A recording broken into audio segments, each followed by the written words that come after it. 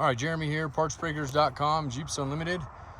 Doing a couple more comparison videos. Wasn't planning to, never usually are when I do these. But I do them when I'm learning stuff. And after 18 years, I can tell you happily, probably why I'm still doing this, that I still learn stuff. So probably learned this at one time or the other, but it just escaped me over the years. What we're comparing here is early CJ5 parts in general. So we got some axles, we got some frames,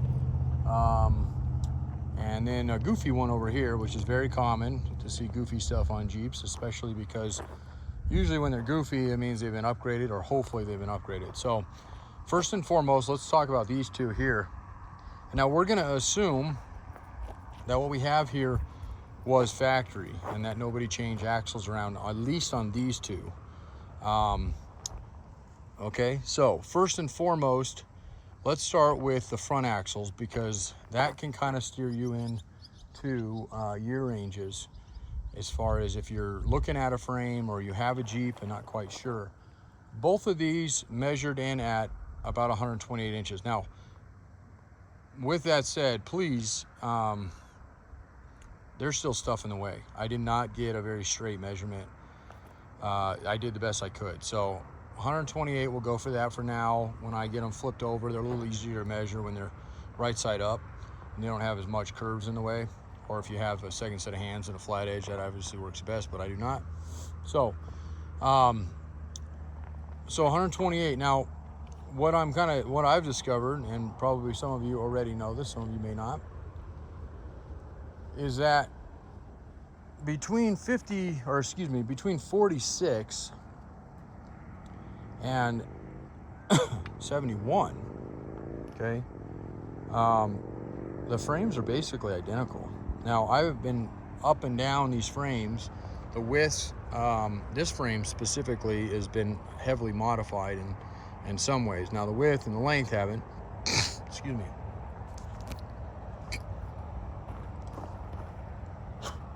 The length and the width have not, but the cross members, the motor mounts, just some oddball things that are on this one have, and so you can't really go off of that stuff, because sometimes that stuff will help me identify some of the later stuff. So with that said, again, I'm going to go back to the fact, or we're hoping the fact is that this frame here and this frame here both had the original axles under them. I can't tell you 100% if that's accurate, because the perches on them are the same. Wheel to wheel, perch to perch, which if you're doing a project and you're wondering what axles you can use bolt in, I can tell you right now, you can use, as long as I'm correct on this, 46 all the way up to 71. Now, 71's the unicorn. That's the year. You don't always find these. Actually, you can even find these in 70 sometimes. The famed flanged rear 44. It's an offset Dana 44 flange. Neither one of these are that. So we know we can cross off at least the 71 and most of the 70. And then from there, we're using the front axles to help identify basically where they actually belong. Now, this frame is almost entirely factory, and it is in excellent shape. That frame has been modified a little bit. That one out there, I'll show you that here in a second, but not that much. And then this one has been modified quite a bit. So first and foremost, let me put this stuff down so I can get a better tape measure, my marker here. Rear support. Okay, this is usually because on these Jeeps, typically, the gas tank, man, I got all stuffy all of a sudden. The gas tank is up underneath the driver's seat, typically. Now, if somebody's modified it, as this one probably was, they may have relocated it to the rear. It's not super hard to do. We've actually done those ourselves. And we usually have tanks around here for pretty cheap. Some of these you can still get, so those ones are really cheap, and then ones that you can't get anymore, or really nice shape original ones, are gonna be on more of the latter side of that. So where do we go from here? Well, I looked at all the stamping and the steel of the frame itself, and minus the support being missing on this one here. if you look at the width and the length, they're the same, and you look at where the two rear cross supports are forward, the motor mounts obviously being factory here and not factory here, and then you're stamping the two holes to there, which are the same on these guys, and then the end of the box frame right up under the front where the front leaves are, same here. They are literally identical. So that got me thinking. I've had questions like this before, and I've never really been able to point somebody in the absolute clear direction. And either that's because I don't have them to go out and look at, or we're just swamped and I can't take the moment to go do it. But that means that if you're trying to do some sort of upgrade, or you're looking for a frame, you can actually go quite a few years. Now, one thing on the real early ones, especially in the 40s, is that there's a lot of military Jeeps, and those did change slightly. So definitely keep that in mind. If it is a 40s, you think it might be a 40s, take a look at this video, take a look at some of the stamping I told you about to look for. And if it looks the same, walk the same, you know, the whole thing like there. So now, how did I come to this being a 66 to 71 and this being a 46 to 65? I'd only had one way to really tell that, because both rear axles are 44 two-piece, and they're identical for the most part. Pretty sure, maybe different brakes, but I didn't look there. I know the brakes are real small on these old ones, so that might be a difference. Matter of fact, let me grab the tape, might as well since I'm here. All right, I know the real early ones have really dinky brakes, and these actually do look a little bigger, so that would help us a little bit too. Now, again, this is kind of inaccurate because I'm not really able to get. So this one we're sitting at, I'm gonna say about 11 inches, and actually this guy is like a 9-ish, or 10 maybe. Yeah, it's about 10. So again, without having them pulled, it's hard to get an accurate, but they're smaller. So smaller brakes here. That's an indication itself from what I've read. Same axle, same width. It was supposed to be 28 inches across from pad to pad, which I measured that here. And this one I did not measure to confirm, but I did read, and we are right about 28 inches. So, and that's awesome because it means you can use all the way up to 71. So if you happen to find that rare 44, flange 44, which I don't think we have anymore at the moment. We actually had one not so long. We might have it still out here. I'll have to look.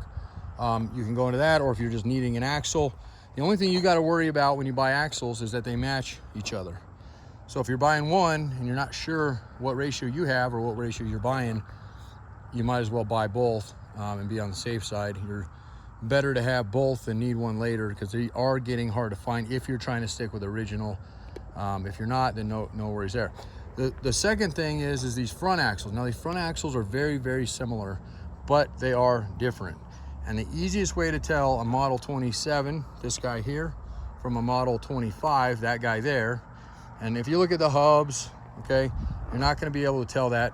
Part of the reason there, because those look like they've been upgraded. These look like maybe the original ones. Pretty sure those are original there. So that's not going to tell you much, but what you can look for is if the diff cover has got the breather, which this is upside down right now, on the top of in the cast of the actual axle, or if it's on the front of the diff. The front of the diff, like that guy there, assuming that diff cover is original to it, is the Model 25. Yeah, Model 25. And then of course the Model 27 on that guy. And really that helped me narrow them down to what years, because we knew, or we think we knew everything, right? No, seriously. That 46 to 65, you can find these Model 25s, and you really don't find them unless somebody swapped into and didn't know, into the 66, 71, which is when you find majority of those 27s, okay? All right, so a lot of information there. Leaf springs, they're the same on the two, and I think even on, well, this guy for sure. So this one, because it didn't have axles I could use, these ones are a centered rear 44 flanged, okay? which that means 72 to 75. Now that could be CJ5, that could be Jeepster. There's other ways to tell that later on, but we do know 72, 75 flange. If you go to a centered diff, unless you want your drive shaft at a cockeyed angle, you need to put at least a Dana 20 transfer case in it. So you have the centered output on your drive shaft versus the offset that the Dana 18 gives you. And then of course the Dana 30 up front, we know this one's a 30, and we know it's 72, 75 because 72, 75 is the only ones that got the open knuckle. So you can see the U-joint in there, and drum brakes. Now, I shouldn't say that's the only one actually, because in 1976 and some of, I think, early 77s, but definitely 76, you can still find open knuckle drum brakes. So it just tells us kind of the era. But with that rear one, I'm going to say those were probably 72, 75 because you definitely don't find that after 75. And then as far as this frame goes, once again, we're at the same width, we're at the same length as the other two back here. So that doesn't really help us. As far as figuring out exactly what this one came off of, your guess is as good as mine. It's the only thing that I see, and I don't see on this one, but it really just could be missing. We have brake pedals here, which I'm assuming were probably on this one as well. Let's see if we have the holes there. See, isn't it cool having a junkyard? You can just go out and double check, because half the time that's the battle, right? You go to forums, see something, you're like, oh, this will help me. All right, so we're at front, so this is going to be driver's side, right? Left, because you got to imagine it's upside down right now. So driver's side, and then we are front, and again would be driver's side. So that mount sits about there. So yeah, this one's just missing it, so can't use that. And then the front crossbar with the old, I guess, Ross steering is what they call these. We know that's on that one, but this one's been so modified at the front, we can't really use that. So that's what led me down this road of doesn't matter, and I don't believe it does, because the perches are the same. Even the brackets that go up to the frame, they're the same. This guy here is the same as that guy there, other than missing the skid part of it. It's just got this cross member, and that's an early. So not gonna be able to say exactly what year this one came off of, but again, doesn't matter. Not really sure. It's a nice frame. It's fairly factory for the most part. It's been modified a little bit up front because it had that power steering, which is the later Borg Warner style. They have to cut when they're doing this, when they're chopping these and not in the right ways. This is kind of a half-ass job they do. So pretty common to see this because everybody wanted power steering on them. And the only thing I can say from here that I'm fairly certain that it is a late one versus an early is the fact that, if I'm not mistaken, those mounts, I believe, are Buick, the Dauntless, same as these got over here. And of course, these ones have been modified, so we don't know what that one had. Now I could be wrong on that, so don't quote me there, but I'm pretty sure the mounts that Buick used did slightly look different than the 4-cylinders we're using. And I don't have a 4-cylinder out here to show you, otherwise we'd be going there next. So we're gonna go with that. We're gonna go with that's probably a 66 to 71 as well, and go from there. You notice they wrote 72, 75 on it, one of my guys, or my wife, depending. And they did because they walked up and had seen these axles. So it just goes to show you that you can't judge a book by its cover when you see axles. And I'll tell you a quick story before I let you go tonight. I bought a Jeep about a year ago in Pueblo, which is about 300 miles, maybe east of us, southeast of us, maybe a little less than that. And guy had it up as a 7275. Now 7275 tubs are uber rare. I mean, they're all rare after, I'd say, before 75, but the 7275 they're sought after. They're very popular. They're hard to find. I would say even more so than the 60s tubs. And maybe because I don't know if anybody's mass producing them, and if they are, there's not a lot of good options for those, or hasn't been over the years. So anyway, with that said, I got down there, and the title was indeed a 74. But I walked up and immediately noticed a few things that were weird about it. But all I did is had to pop under the rear of it, and immediately I seen an AMC 20. Now that's not a 20, it's a 44.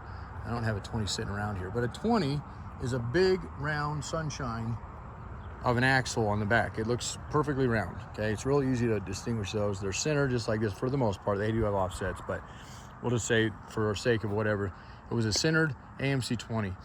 And the front was a Dana 30 open knuckle like you see up there, except it had disc. So I knew right then and there, it likely was not a 7275. Now they could have done some other things. They're similar, and those things can be changed, but why would you go from a 44 flange to a AMC 20? You probably wouldn't. And then I popped the hood and looked at the grill, and the grill identified as a 79, but there was military writing all over it. So we traced the serial numbers because it was original VIN down to a Air Force base in Texas, and talked to somebody, a historian that was down there at the time. Kind of an interesting tidbit.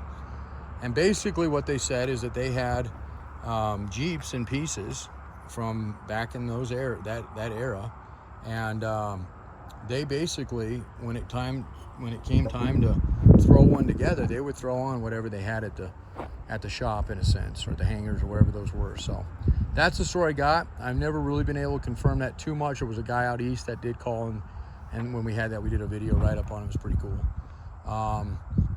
So anyway, my point to this whole thing is, you never know.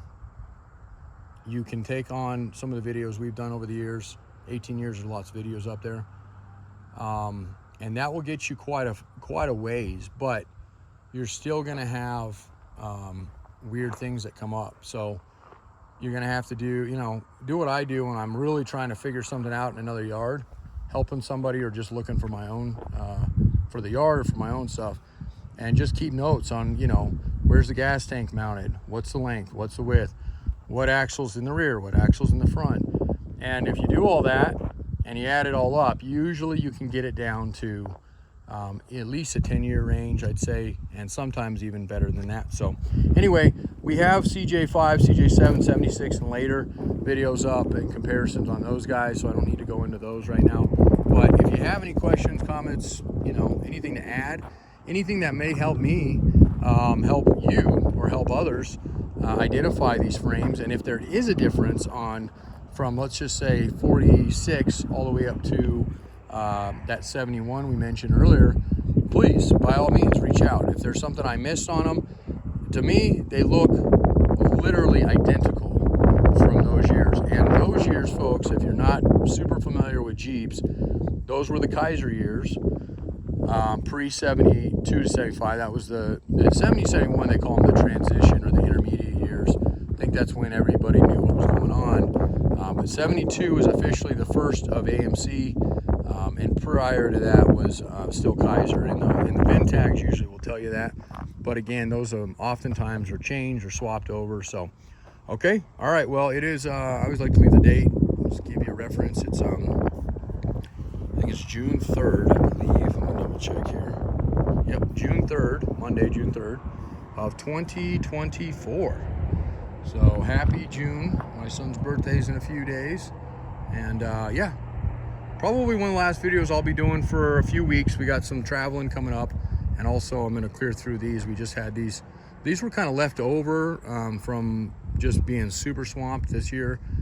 January till June usually is our busy season. Sometimes carries into July. But so what we didn't have moving and shaking, I had the guys just put in the back, and then I basically had one of our dismantlers come back that's worked for us before, and he tore most of this down. He still got a little work to do, and then I got to get through here and at least stack them for now, and then we will start washing and scoping, measuring, listing, doing all the normal stuff. So with that said, if you're looking for a frame, specifically ones we just covered, right? What years? 46 to 71, and you don't mind some modifications, you're going to get that for fairly inexpensive. And even those ones are still very affordable for what they are. Give us a call. On top of that, I have lots of YJ frames at the moment. I don't have very many clean 6-cylinders left, but I do have a couple. We have a handful of 4-cylinder frames, some modified, some not. Again, you want to save a little bit of money, this is the kind of modification you're going to find sometimes where somebody's welded a hitch onto it, but otherwise, and this one's not super great, it's got a couple little holes in the back starting to pop up there, but you'll get discounted on that kind of stuff, especially if the rest of the frame checks out. We do scope our frames, we do hot see them, we do not doctor them or paint them any other way, so you're going to see it as exactly as if you're standing here next to me. That frame over there is spoken for. These do sell fast, especially once they get listed. I believe that one's available, and these will all be listed individually. That's another thing you can count on from us, our tubs and our frames, and most other parts too, but specifically those parts. What you see is what you're going to get. We do not represent this frame and all 66 or 46 to 71. The frame that you see here will be skewed as it is. That frame will be skewed as it is, and so will that one. So you don't have to worry about getting some goofy thing on the back side. All right, I do have a TJ frame left. I think we have one left of those, maybe two actually, because I think this guy's got a good one underneath it. We'll have to get it pulled, obviously. And then we do have some YJ ones left out here. We have some nice tubs. We are down to no CJ7 tubs at the moment. That one over there just sold today. Our CJ6 frame, tub and frame just sold last week, and that was a rare one. I thought we actually sat on that almost too long for how rare that one was, but got paid on that one. And then, of course, we have those. I think we have one 66 tub left that's in pretty good shape. I think we have a 72, 75 tub. It's in pretty good shape, and then we have a couple CJ5 later ones that are kind of odd shape. And then of course our TJ tubs, some of these have sold already, especially the ones up on this wash pad. I don't believe this yellow one is sold, but we do have a couple nice ones that Jake's finishing up on over there that's going to get listed here in the next hopefully week or two. And yeah, we'll ramp up again for hopefully next fall. Now I keep saying, I'm going to end this video, actually I keep saying that, you know, every year, and I mean this from the bottom of my heart, every single year our inventory for this stuff gets harder and harder and harder to get. It's far and few between finding a nice, clean, straight, rust-free frame. And we're having to adjust our grades. You know, it used to be A was an A, and now it seems more like the B's have become the A's, and so forth, because they're getting so hard to get. And we still show them to you as you get them. But I mean that in the sense of if you're sitting on a Jeep and it needs a frame or it needs a tub, especially on one of those hard years, I don't even know if we'll have one when you call, but get it planted in our ear. We'll give you the pricing on what we got for it last time. That doesn't mean it will be that way when it comes back around, but it should be close, and we can get you locked in. Now, if you do a locked in one, a deposit one, we do guarantee the price. But if you wait till we get one in, which is usually what people do, and we understand that, that can change, especially in those years that are a little harder to get. So, okay, all right, happy, Merry, what? No, I'm just kidding. Have a great summer. If I don't talk to you guys for another month or two, I hope, you know, I know we all, at least for us, we've been absolutely just biting our fingernails waiting for summer to come around, and now it's here. Now we're 95 degrees, so not a really great spring so far. It's been pretty hot, but the nights are freaking wonderful though. So, and if you're going to be in Colorado, specifically the Western Slope, which is about 250 miles west of Denver, get over here, come by and see us. You know, if I know you're coming, you want to go check out something in the area, you know, I'd be happy to take you somewhere. Just got to give me a little heads up on that, and we'll go from there. Jeremy again, Jeeps Unlimited, partsbreakers.com. 7 acres of rust-free Jeep parts, the ones we put up online at least, the ones that are rusty. We try not to do anything with except, you know, that big thing. See that big orange thing over there? It's a big old crusher. And that's where the rust buckets go. We don't buy a lot of those, but sometimes they come in. So we pull off the harnesses and the ECMs what we can, and then the rest goes to the scrap bin after we get it crushed. So, all right, thanks a lot.